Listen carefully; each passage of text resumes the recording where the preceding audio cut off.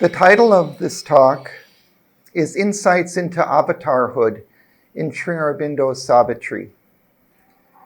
Sri Aurobindo's prose writings on Avatarhood, the incarnation of the divine being in a material body, are found mainly in the book Essays on the Gita, where there are 4 chapters on the subject, about 50 pages, and in his correspondence, where there are about 30 pages in Letters on Yoga 1 and about the same number of pages in Letters on himself and the ashram. And there are some scattered explanations in the volume The Mother with Letters on the Mother.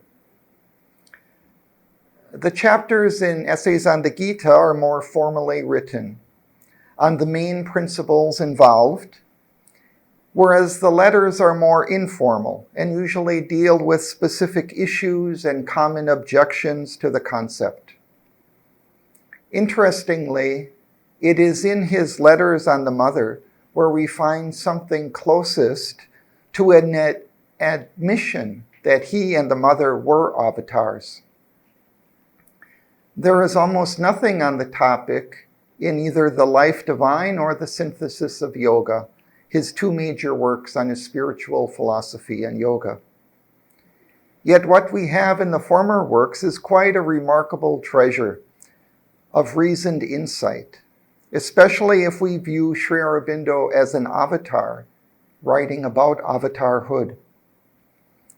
A few of the main points from these prose writings will be useful to frame the subject. There are 3 essential points that Sri Aurobindo discusses in his Essays on the Gita regarding Avatarhood: its possibility, its central process, and its role and purpose. Regarding its possibility, Sri Aurobindo argues that Avatarhood correlates quite comfortably with the views of those schools of Vedanta which regard the universe to be a manifestation of the divine. In that case, there is no objection to either the existence of the divine or that the divine could manifest himself in a human being. In this view, everything is a partial expression in form and force of the one divine being. The materialist view of the universe does not recognize the existence of a divine being, so here the notion of avatar is not recognized.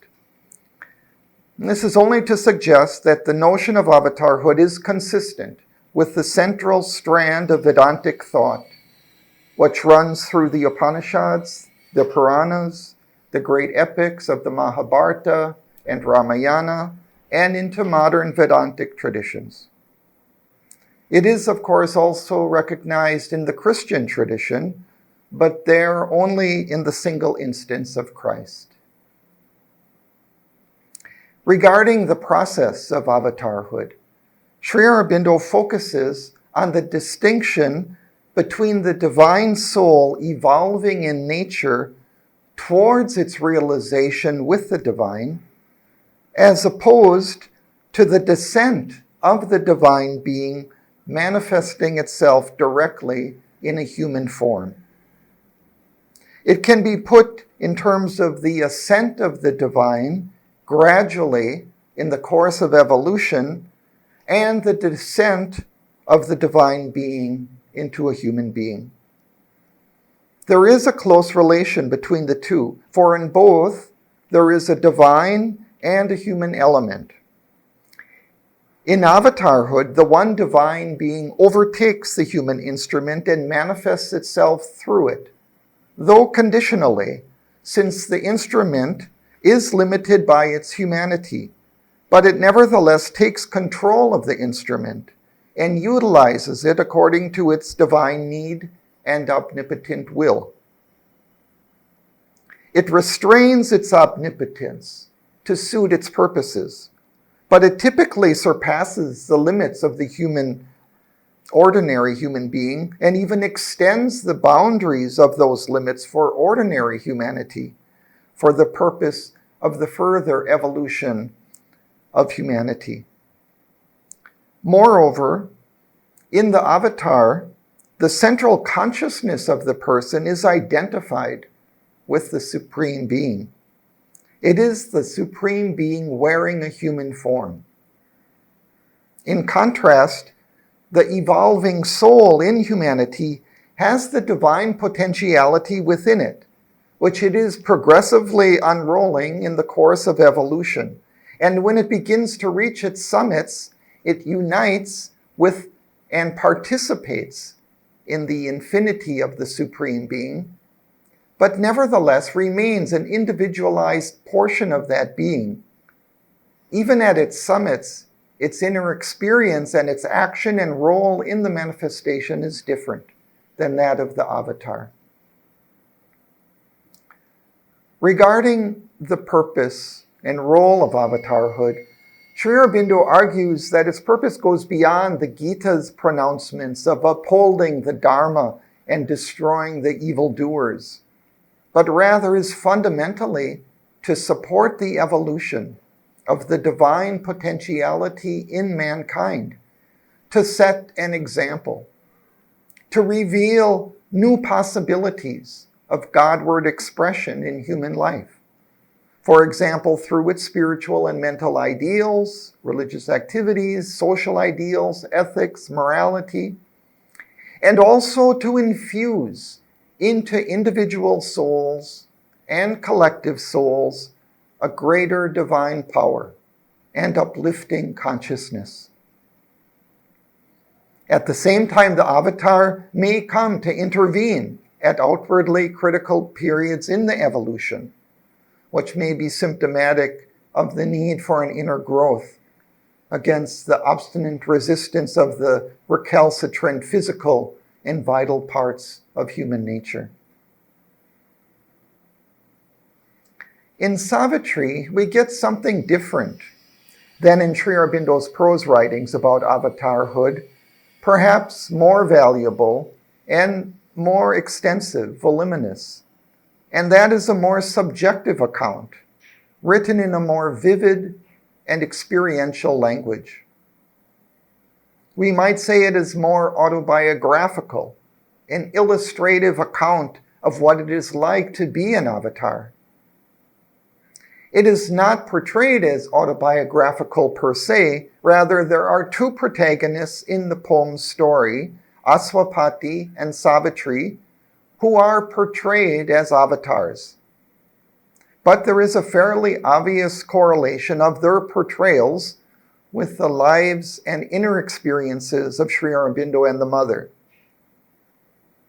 Sri Aurobindo himself, in the author's note at the start of the poem, says that this is not a mere allegory. The characters are not personified qualities, but incarnations or emanations of living and conscious forces with whom we can enter into concrete touch. And they take human bodies in order to help man and show him the way from his mortal state to a divine consciousness and immortal life. There is also this important line from one of his letters about Savitri. He said, "I have not anywhere in Savitri written anything for the sake of mere picturesqueness or merely to produce a rhetorical effect. What I am trying to do everywhere in the poem is to express exactly something seen, something felt or experienced." This suggests that the experiences which are attributed to the main protagonists in the poem are experiences felt or seen by the author himself. He also said that Savitri is represented in the poem as an incarnation of the Divine Mother. But in addition to these, there are many obvious corollaries between the character Savitri and the mother, which give us some confidence that Savitri's experiences in the poem pertain to the mother's. In terms of the breadth or extensiveness of the insights into avatarhood in Savitri, In one sense, the whole poem is nothing but this. That is a commentary on the experience and work of the avatar, and indeed one could say of the experience and work of Sri Aurobindo and the mother. Roughly, the first half of the book concerns the inner experiences of Aswapati, which many commentators take to correspond to Sri Aurobindo's own experiences. And roughly, the second half of the book concerns the inner experiences of the character Savitri, which seem to correspond to the mother's experiences. Whereas much of the book pertains to the experience and activities of the two protagonists in their inner consciousness, there are certain parts of the poem which describe the nature and cosmic role of the two characters. And it is from these parts that we can select some especially revealing passages that more directly give insight into the nature and role of the avatar. Having said this, however, it is important to add that this is still a creative work of art, and Sri Aurobindo nowhere suggests that it is an autobiographical account of his or the mother's inner or outer lives. However autobiographical it may or may not be, the accuracy of its reflection of their own lives is not the point. The main point is that the poetry provides insight into the nature and role of Avatarhood, which is what the characters Aswapati and Savitri are represented to be, as suggested quite explicitly in the poem itself. And it is on this point that I may as well begin my analysis of Avatarhood in Savitri. Regarding the Avatarhood of Aswapati, Sri Aurobindo is quite explicit about this in his first introduction to the character. He says, "His was a spirit that stooped from larger spheres into our province of ephemeral sight, a colonist from immortality, a pointing beam on earth's uncertain roads. His birth held up a symbol and a sign. His human self, like a translucent cloak, covered the all-wise who leads the unseen world. Affiliated to cosmic space and time, and paying here God's debt to earth and man, a greater sonship was his divine right. Although consenting to mortal ignorance, his knowledge shared the light ineffable, a strength of the original permanence, entangled in the moment and its flow. He kept the vision of the vast behind. A power was in him from the unknowable." We may note that the passage affirms some of the important points about Avatarhood mentioned previously, which are discussed in essays on the Gita. And these include that the avatar has both divine and human aspects, but that the divine aspect predominates and utilizes the human part as an instrument, here referred to as a cloak or garment. It also affirms the avatar's potential omniscience and omnipotence, while holding them back from the surface consciousness and action and putting forward only what is necessary for his role and work. As in the couplet saying, "Although consenting to mortal ignorance, his knowledge shared the light ineffable," as well as the line, "He kept the vision of the vast behind." The same goes for his omnipotent power. He says, "A power was in him from the unknowable." Regarding Savitri's avatarhood, we find these remarkable lines as part of her description early in the poem. "The great world mother now in her arose. A living choice reversed fate's cold, dead turn. Affirmed the spirit's tread on circumstance. pressed back the senseless, dire, revolving wheel, and stopped the mute march of necessity. A flaming warrior from the eternal peaks, empowered to force the door denied and closed, smote from death's visage its dumb absolute, and burst the bounds of consciousness and time.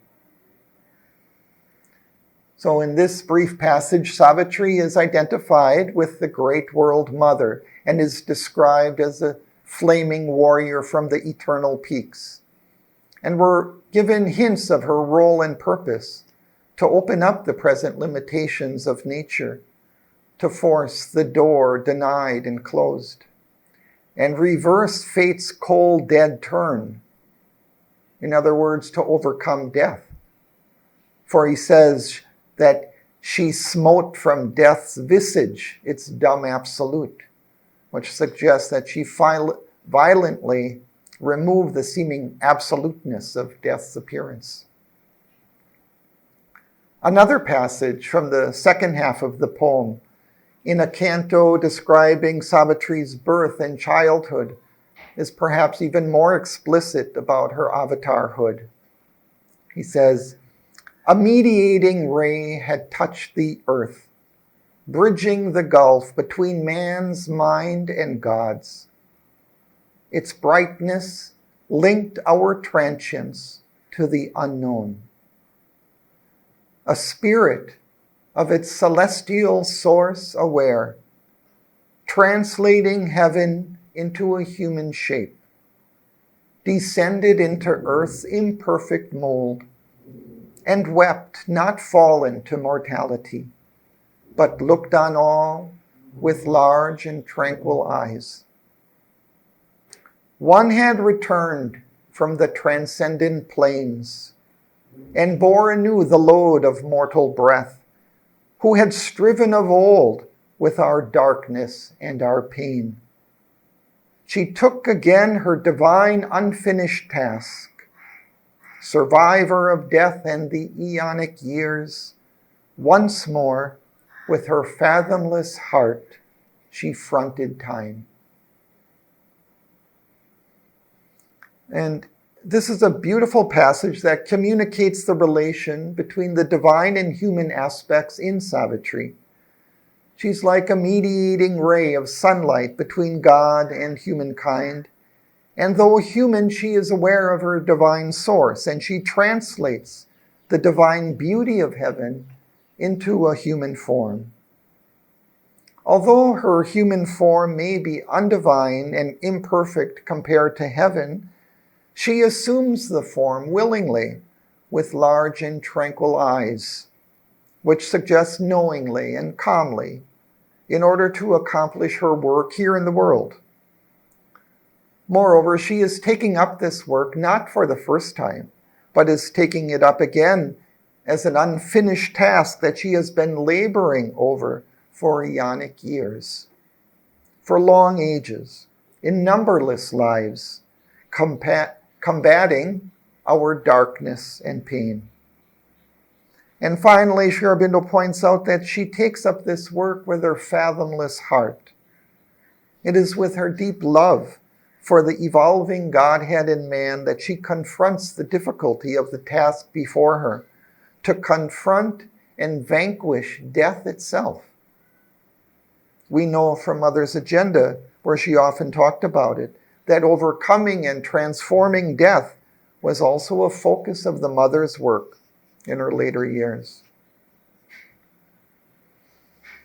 Now, let's look more specifically at the experience of avatarhood, especially in terms of the avatar's greater than human consciousness and power. Here, Aswapati's experience is described. As so he grew into his larger self, humanity framed his movements less and less. A greater being saw a greater world. A fearless will for knowledge dared to erase the lines of safety reason draws that bar minds soar, souls dive into the infinite. Even his first steps broke our small earth bounds and loitered in a freer, vaster air. In hands sustained by a transfiguring might, he caught up lightly, like a giant's bow, left slumbering in a sealed and secret cave, the powers that sleep unused in man within. He made of miracle a normal act, and turned to a common part of divine works, magnificently natural at this height, efforts that would shatter the strength of mortal hearts, pursued in a royalty of mighty ease, aims too sublime for nature's daily will. The gifts of the Spirit crowding came to him. They were his life's pattern and his privilege. You can point out a few features of the passage and relate them to the prose writings discussed earlier. Again, we note that there is described a combination of divine and human qualities, and that as Aswapati develops, we don't know exactly for how long, the divine qualities overtake the human. It said, so he grew into his larger self, humanity framed his movements less and less. A greater being saw a greater world. We do see that this development occurs quite rapidly, for even his first steps broke our small earth bounds and loitered in a vaster, freer air. There is both a heightening of awareness and the growth of an immense willpower. And indeed, these two are linked, for he says, a fearless will for knowledge dared to erase the lines of safety reason draws that bar minds soar, souls dive into the infinite. And it's interesting that Aswapati finds and utilizes powers that are latent within all human beings. For he caught up lightly like a giant's bow, left slumbering in a sealed and secret cave, the powers that sleep unused in man within.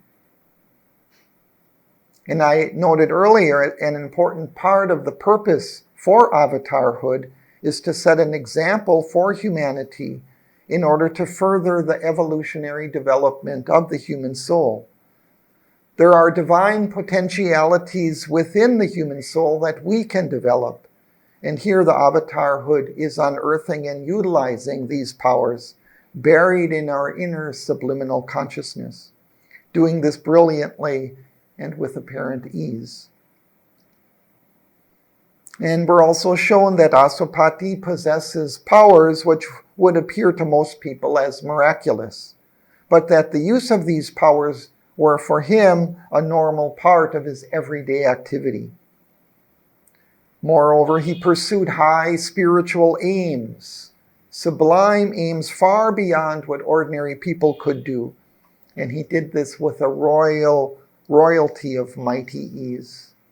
And many gifts of the Spirit crowding came to him, as if many spiritual powers were descending into him.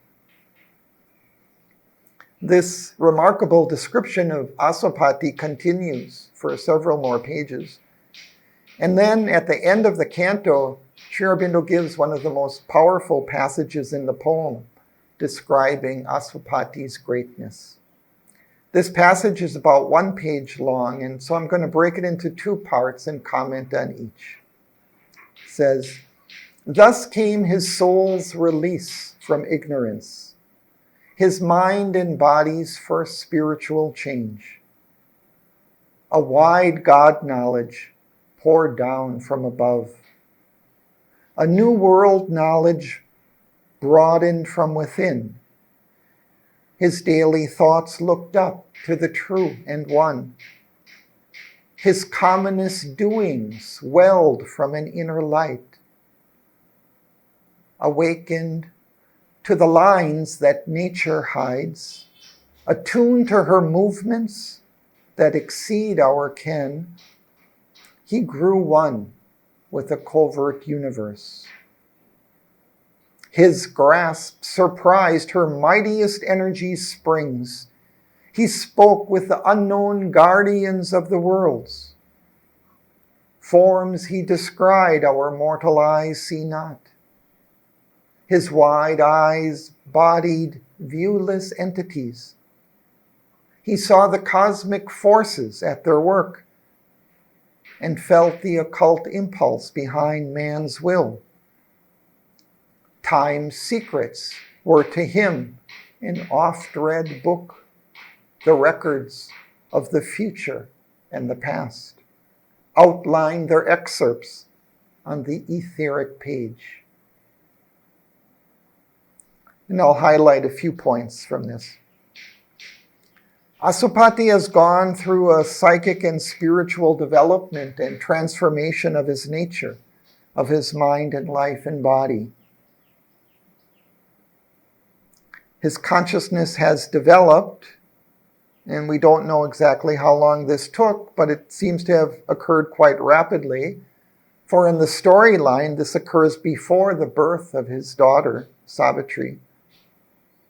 And this development is important because it suggests that even the avatar goes through a process in the awakening of the higher spiritual consciousness and its transformation of the nature. It doesn't occur instantaneously or immediately from birth. Sri Aurobindo has explained that he also underwent a discipline and practice to develop his spiritual consciousness. It did not come at once, though it did come quite rapidly. And we see, for example, in his yogic diary, called The Record of Yoga, that for years he worked on developing the kinds of abilities that are mentioned in this passage. These abilities that were attained are described here as a vast spiritual knowledge descending into him, and expanding knowledge of the world and its workings, a seeing and understanding of the vast cosmic forces at work in the universe, an awakening to the worlds and beings of the inner consciousness, and a living interaction with them, even a unification and identification of his consciousness with them. And finally, it mentions a knowledge of the past and future time. The short passage gives us a vivid image of the avatar's consciousness. Now let's read the remainder of this same passage. One and harmonious by the Maker's skill, the human in him paced with the divine. His acts betrayed not the mysterious, the interior flame. This forged the greatness of his front to earth, a genius heightened in his body's cells, that knew the meaning of his fate-hedged works, akin to the march of unaccomplished powers, beyond life's arc and spirit's immensities. Apart he lived, in his mind's solitude, a demigod shaping the lives of men. One soul's ambition lifted up the race. A power worked, but none knew whence it came. The universal strengths were linked with his, filling earth's smallness with their boundless breadth. He drew the energies that transmute and age. Immeasurable by the common look, he made great dreams a mold for coming things, and cast his deeds like bronze to front the years. His walk through time outstripped the human stride, lonely his days, and splendid like the sun's. Again, we're told of the divine and human aspects of the avatar, And here we're shown that they are beautifully integrated, that they are made one and harmonious by the Maker's skill. Moreover, the human aspects also develop into greatness and keep pace with the development of the divine aspects. What is emphasized most in this part of the passage is the tremendous divine power working in and through the avatar. And this power is linked with the universal strengths. He drew the energies that transmute and age, which suggests that he brings these powers to bear upon the world's development. He foresees what is to develop in the future and gives this vision to humanity.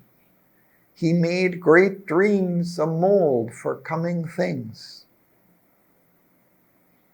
And he acts in the world in a powerful way to gradually lead it towards its higher possibilities, and cast his deeds like bronze to front the years. We can think of the writing of the book Savitri itself as one of these deeds cast in bronze, and that will endure for centuries to inspire humanity to strive towards a higher spiritual life. And at the end of the passage, there seems to be a kind of poignant personal note conveying that the avatar is so far out in front of humanity and its understanding that he may feel alone. Lonely his days and splendid like the sun's. In the description of Savitri's consciousness during her childhood, we find some similarities with Aswapati's experience, but also some differences. Sri Aurobindo writes of her childhood, some missioned power in the half-wakened frame nursed a transcended birth's dumb, glorious seed, for which this vivid tenement was made. But soon the link of soul with form grew sure. Flooded was the dim cave with slow, conscient light. The seed grew into a delicate, marvelous bud. The bud disclosed a great and heavenly bloom. At once she seemed to found a mightier race. Arrived upon the strange and dubious globe, the child, remembering inly a far home, lived guarded in her spirit's luminous cell, alone mid men in her diviner kind. Even in her childish movements could be felt the nearness of a light still kept from earth, feelings that only eternity could share, thoughts natural and native to the gods. It's interesting that Sri Aurobindo describes a power, perhaps from Savitri's soul, that seems to oversee and assist or nurse the development of her consciousness. But again, this process seems to be completed quickly because he says, soon the link of soul with form grew sure. And once that link was made, she was flooded with the light of consciousness and her being blossomed. When he says, at once she seemed to found a mightier race, it suggests her greatness and superiority to ordinary humanity, but also the nature of her mission, the purpose for which she came on earth, to found a mightier race. Again, Sri Aurobindo describes a kind of loneliness or isolation in her experience, as it is so different from that of the people around her. He said, the child, remembering inly a far home, lived guarded in her spirit's luminous cell, alone mid men in her diviner kind. And it says that even in her childhood, she was awake to a higher consciousness. The nearness of a light still kept from earth feelings that only eternity could share, thoughts natural and native to the gods. We know from the mother's comments on her own childhood that these kinds of experiences conform with her own. And then Savitri also undergoes a process of spiritual development. But it is a more natural process than a discipline, a turning inward to her deep soul in response to the ordeal that she faces in her outer life. That ordeal being the fated death of her husband Satyavan after just 1 year of marriage.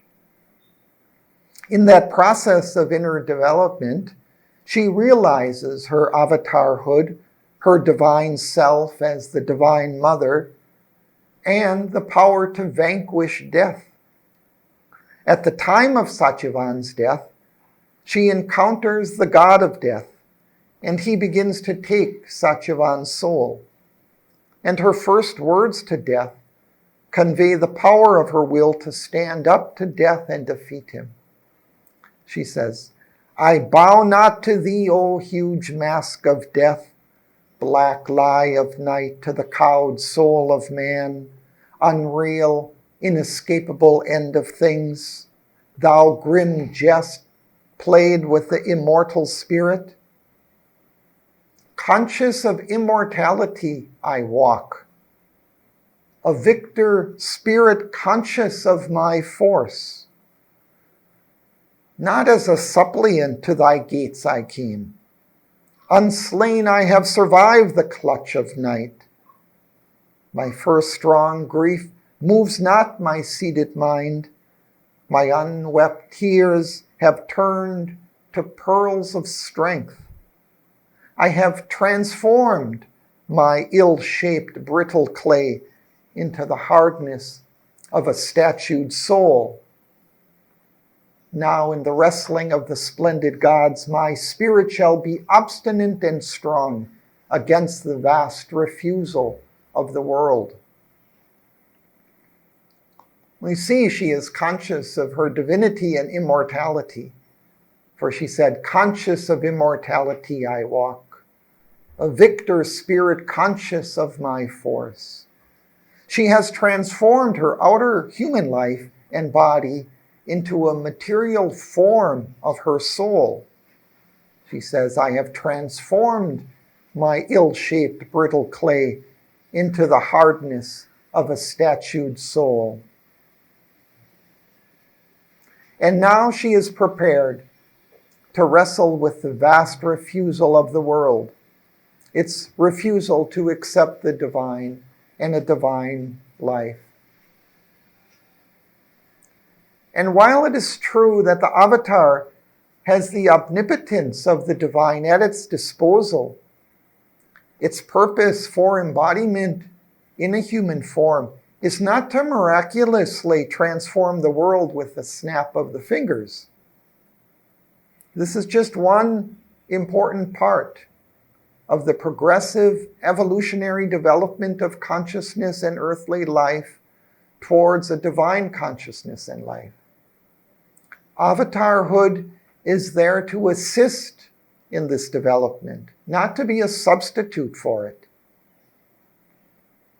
As Sri Aurobindo says in a letter, because he chooses to limit or determine his action by conditions, it does not make him less omnipotent. His self-limitation is itself an act of omnipotence. And in another letter he writes, "The divine consciousness is omnipotent, but it has put forth the instrumental personality in nature, under the conditions of nature, and it uses it according to the rules of the game, though sometimes also to change the rules of the game." So these considerations underlie another crucial aspect of the phenomenon of avatarhood and the subjective experience of the avatar, the aspect of struggle and suffering in the battle against the inertia and resistance of change that is strongly rooted in material nature, against the vast refusal of the world, as it was put by Savitri. And this aspect is poignantly described at length in Savitri in the canto The Way of Fate and the Problem of Pain. And here I'll highlight one of the most powerful passages on the issue, which is conveyed by the character Narad, a heavenly sage who explains the ordeal that Savitri must face. And here he is speaking generally about the nature and role of the avatar, not of Savitri specifically, but it is meant to apply to her as well. And just prior to this passage, he has alluded to the experience of Christ, who suffered and died on the cross for humanity. It says, "But when God's messenger comes to help the world and lead the soul of earth to higher things, he too must carry the yoke he came to unloose. He too must bear the pain that he would heal. Exempt and unafflicted by earth's fate, how shall he cure the ills he never felt? He covers the world's agony with his calm. But though to the outward eye no sign appears, and peace is given to our torn human hearts, the struggle is there, and paid the unseen price. The fire, the strife, the wrestle are within. He carries the suffering world in his own breast. Its sins weigh on his thoughts. Its grief is his. Earth's ancient load lies heavy on his soul. Night and its powers beleaguer his tardy steps. The Titan's adversary clutch he bears. His march is a battle and a pilgrimage. Life's evil smites. He is stricken with the world's pain. A million wounds gape in his secret heart. He journeys sleepless through an unending night. Antagonist forces crowd across his path. A siege, a combat is his inner life. I'll highlight a few significant points made in this interesting and moving passage. The main point is that the avatar truly feels and undergoes the pain and suffering that he has come on earth to heal. And he cannot remain exempt and unafflicted by earth's fate. In a letter about the struggles of the avatar, Sri Aurobindo says, if the sufferings and struggles are to be of any help, they must be real. A sham or falsehood cannot help. They must be as real as the struggles and sufferings of men themselves.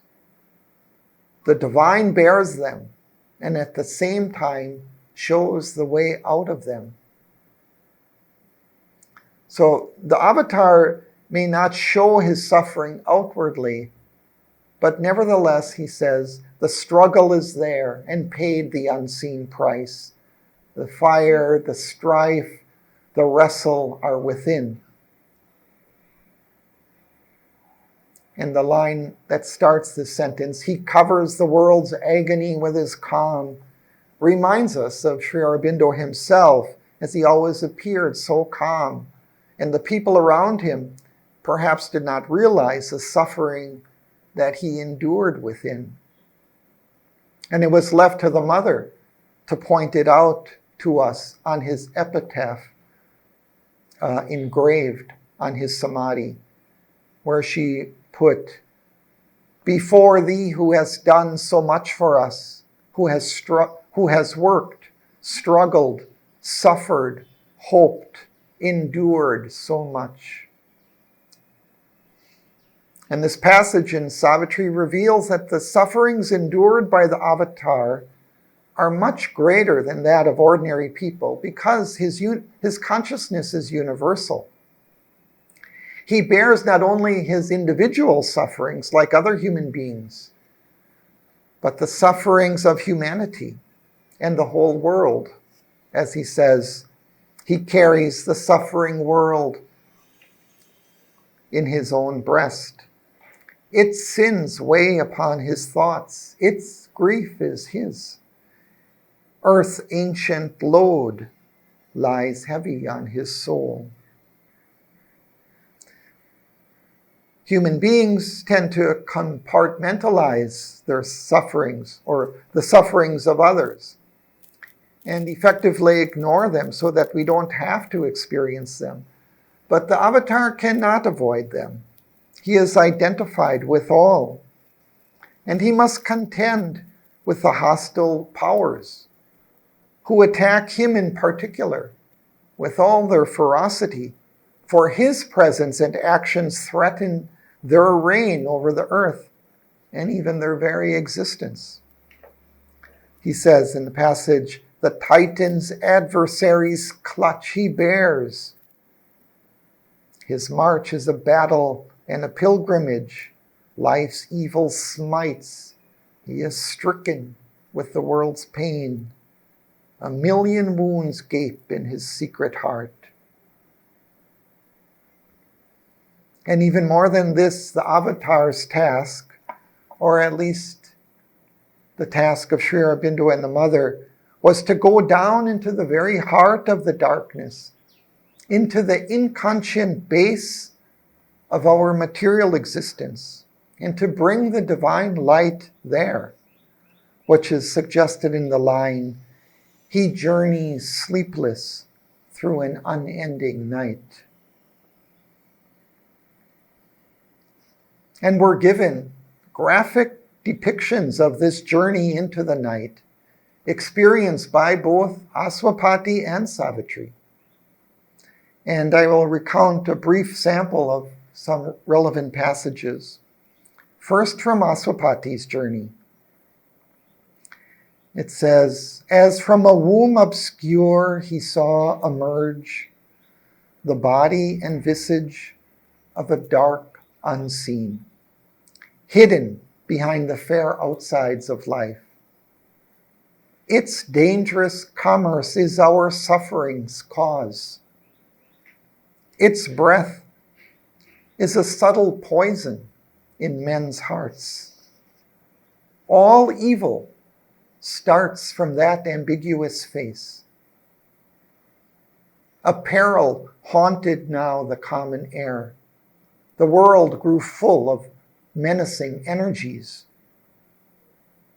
And wherever turned for help or hope his eyes, in field and house, in street and camp and mart, he met the prowl and stealthy come and go of armed, disquieting, bodied influences.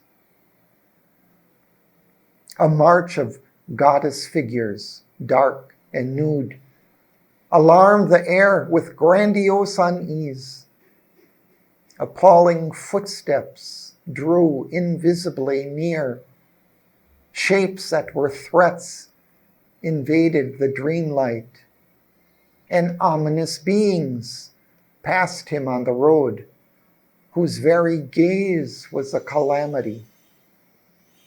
A charm and sweetness sudden and formidable, faces that raised alluring lips and eyes, approach him, armed with beauty like a snare, but hid a fatal meaning in each line, and could in a moment dangerously change.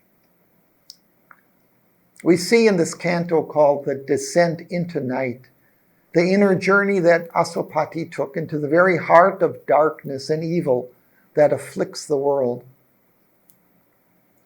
In order to find the key to change, he had to experience this hell. And this is just one haunting image of this dark and evil realm.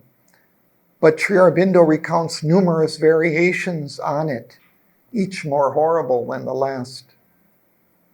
And the journey continues into the next canto, called The World of Falsehood, the Mother of Evil, and the sons of darkness, where he says, in hell he sought the root and cause of hell.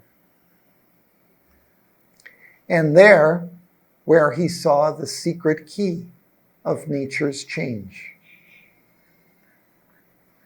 Now I'll also read out a brief passage recounting Savitri's journey into this realm from the canto titled, The Journey in Eternal Night and the Voice of the Darkness.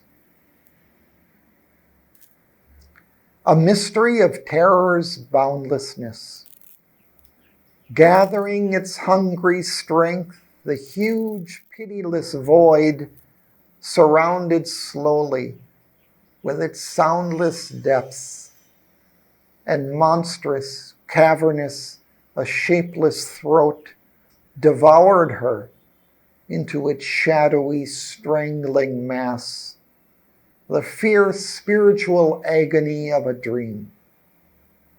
A curtain of impenetrable dread. The darkness hung around her cage of sense as when the trees have turned to blotted shades and the last friendly glimmer fades away. Around a bullock in the forest tide by hunters closes in no empty night. The thought that strives in the world was here unmade. Its effort it renounced to live and know. Convinced at last that it had never been, it perished. All dream of action done. This clotted cipher was its dark result. In the smothering stress of this stupendous naught, mind could not think, breath could not breathe, the soul could not remember or feel itself. It seemed a hollow gulf of sterile emptiness, a zero oblivious of the sum it closed, an abnegation of the Maker's joy, saved by no wide repose, no depth of peace. These passages give us a taste of the horror and the terror that these avatars confronted in their love for the world and for humanity in order to deliver us from this darkness and evil. Of course, they carried with them the light and power of the Supreme Being into that darkness. But at the same time, they were human beings. And in that confrontation, their omniscience and omnipotence was sometimes held back and not necessarily evident to their experience. The experiences conveyed here, the terror and the suffering, as Sri Aurobindo explained in his comments, were real and not a sham. But it was not to suffer that they came. The avatar comes to deliver, to lead humanity to a higher rung of the evolutionary ladder. And this greater divine consciousness and power and delight, which they sought for humanity, they also had to discover and bring down into their human lives and bodies.